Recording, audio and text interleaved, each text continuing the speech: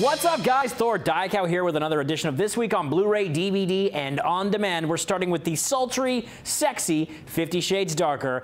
That leads the way. I gotta say, I'm not a fan of this franchise, but a lot of you are, based, of course, on the best-selling trilogy by E.L. James. We've got Dakota Johnson and Jamie Dornan coming back to reprise their roles, and this promises a steamy, unrated version with, I think, what is it, 13 minutes of footage not seen in theaters. And this time around, it sort of picks up where the first movie left off, but in this new installment, Christian tries to get Anastasia back into his life, but she demands a new arrangement before she will give him another chance. I just find the writing in these movies so sloppy. I don't think they have any chemistry together, but I'm probably going to get lambasted on social media for dissing it. Also, a shadowy figure, well, a couple of them from Christian's past start to circle the couple.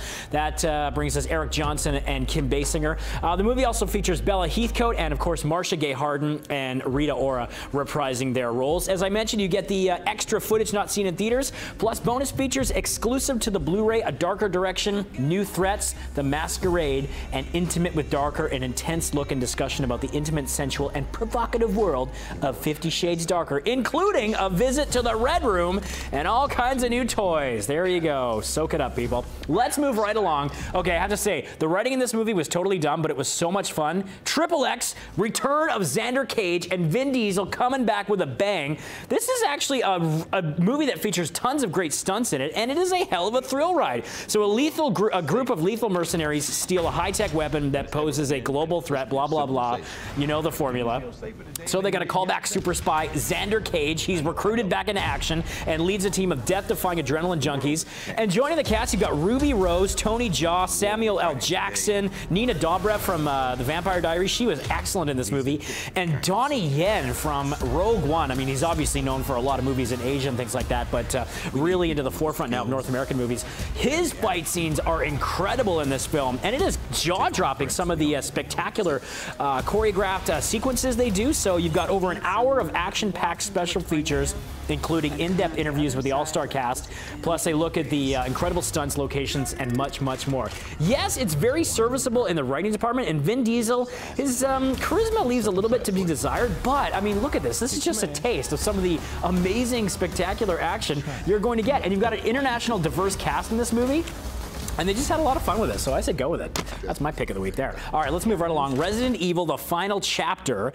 And this is Milla Jovovich back as the iconic zombie slayer Alice. She's forced to return to the Hive, where her story began. This is billed as the 6th and what they're calling final installment. So the Umbrella Corporation is gathering its undead forces for a final strike against survivors of the apocalypse.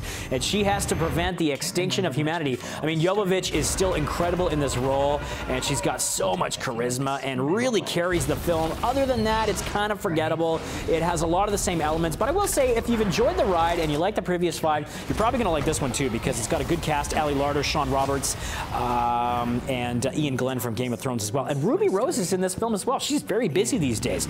There's some cool bonus materials as well. You get 2 behind-the-scenes featurettes, a sneak peek at the upcoming CG animated feature Resident Evil Vendetta, so that's kind of interesting. And there's this thing called Retaliation Mode, which is a way for fans to extend their movie watching experience. You can enjoy more than 30 minutes with Mila and Paul W.S. Anderson, the director, break down pivotal scenes from the movie and discuss the world of Resident Evil. Okay, something for the teen romance drama sci-fi crowd. I know that's kind of a niche market, but Asa Butterfield, who I remember from Hugo, love that movie, he has lived his whole life with a team of scientists on Mars.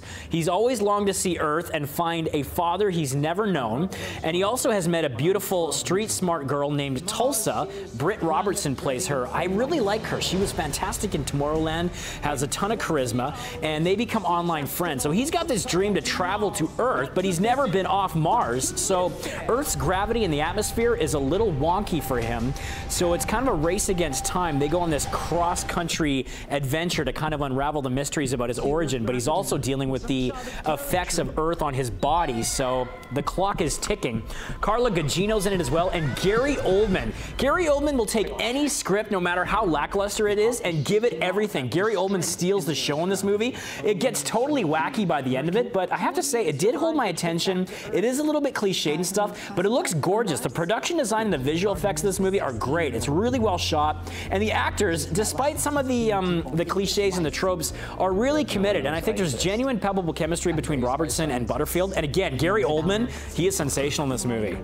Okay, and there's also special features that include an alternate ending, deleted scenes, a love featurette, and feature commentary with the director. And guys, we're gonna leave you with a classic. The Godfather, parts 1, 2, and 3. Yeah, I know 3 wasn't quite as great as those other 2 iconic ones, but they are getting the 45th anniversary Blu-ray treatment, so you gotta snatch these up. If you're a collector of fine films, don't miss Francis Ford Coppola's stunning masterpieces. I'm talking, of course, about the first 2, but if you do want to round out the trilogy, grab the 3rd one as well. It is part of the whole series, and you know, you have to kind of acknowledge it as well, but for me, my money's still on the first one with Marlon Brando. What a saga, based on the best-selling book series as well, and it looks pristine. They've loaded it with extra bonus features that you've never seen before, and they just don't make them like this anymore. Yes, Horsehead in the bed. What a way to wake up. The Godfather 1, 2, and 3, 45th anniversary Blu-rays. That'll do. I'm Thor Diecow. Catch me on social at Thor Diecow, and we'll see you next week right here on breakfasttelevision.ca.